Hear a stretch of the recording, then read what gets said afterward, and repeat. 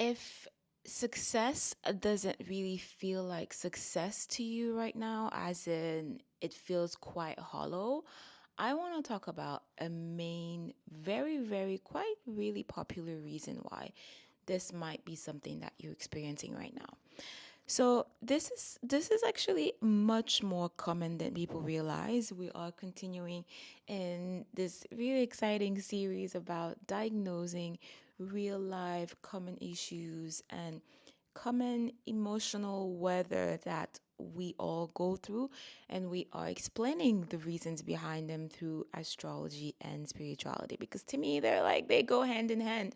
There is no separation.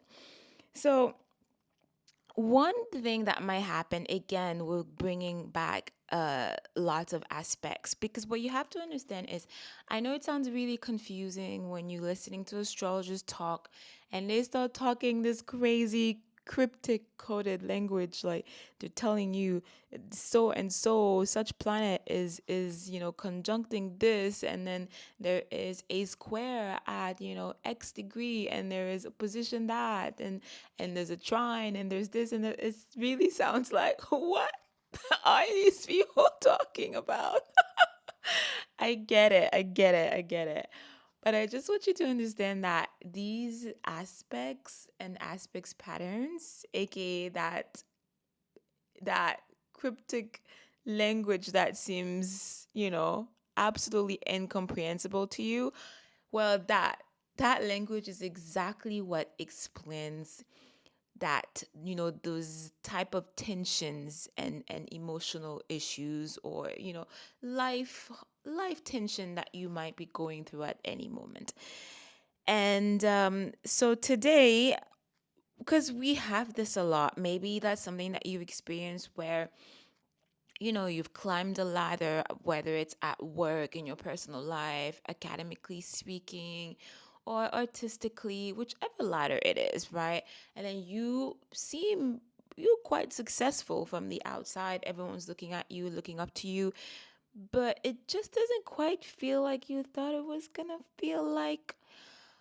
Well, another main explanation for that can actually be that, first of all, there could be a lot of explanation. That's why I'm always telling you, do definitely get yourself a reading, because astrology is not a one size cookie, cutter. It's not a one size fit all.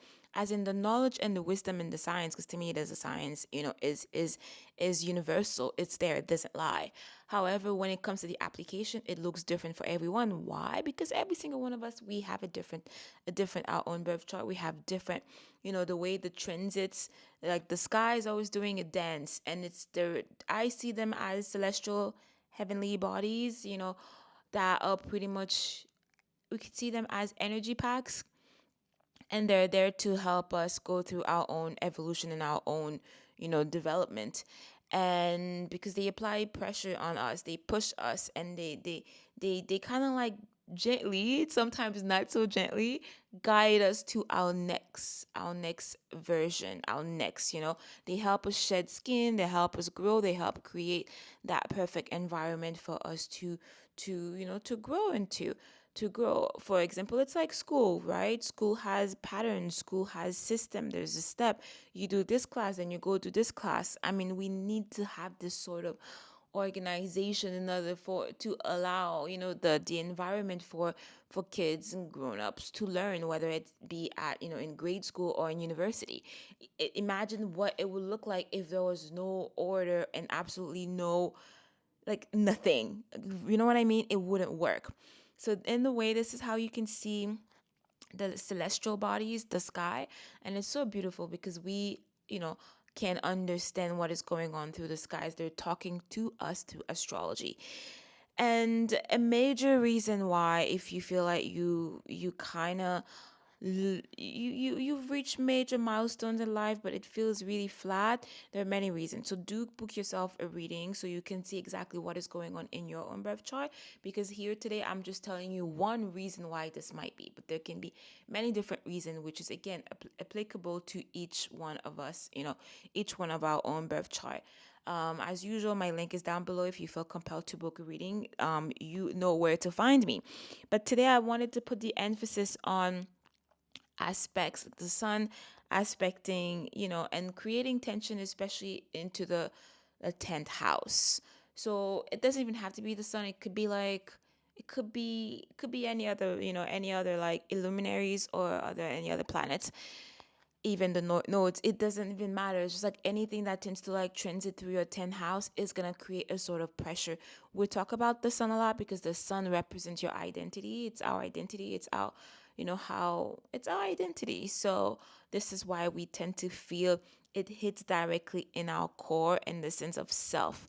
So whenever you have anything transiting the 10th house is pretty much career. It's your contribution to the world. It's these type of, it's that house that's all about this, you know career and achievement, external achievement, how you contribute, and the different, how you show up in the community. In a way, there's a different house that's pretty much like, targeted towards community friends, which is the 11th house. But the 10th house is more, let's say, a little bit more like a work career focus. And whenever you have this, for example, there's like a client I saw recently that actually is has a Pluto transiting her 10th house. And it's not just Pluto, it's also, there's all sorts of things.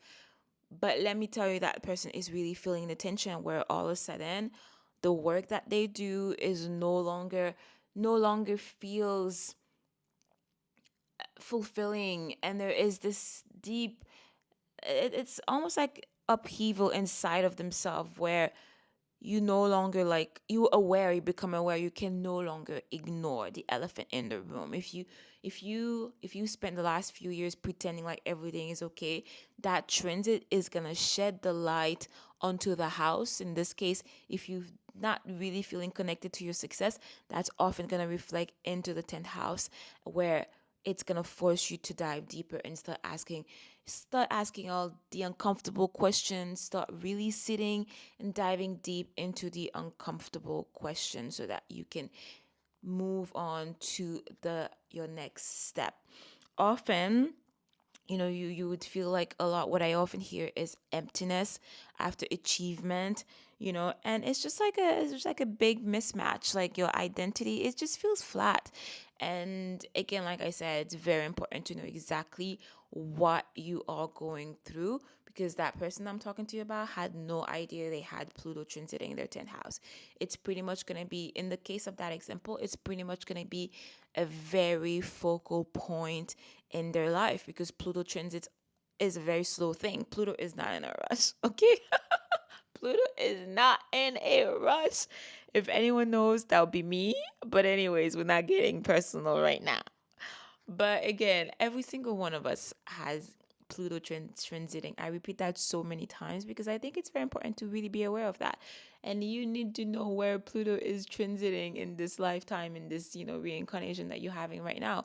What is the focus of your life? Just that alone can literally put you back on the path and realign you with the focus of your own soul for this life, right?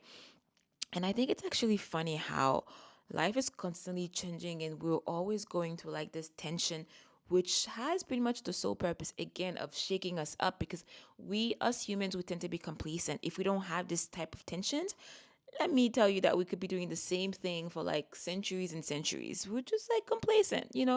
If it's not broken, why change it? That tends to be the like the line for most of us. And it's actually interesting because even in spirituality, even in Kabbalah, we're told that we are constantly supposed to be pushing to the next level. This is how we also get all the blessings that we're supposed to, that we come here to experience in life. We cannot get complacent. When we get complacent, the light cannot really get through you. It's the light, the universe, that infinite force that we don't really fully understand yet, but we know exists, because who else and what else is running the show? Let's be for real.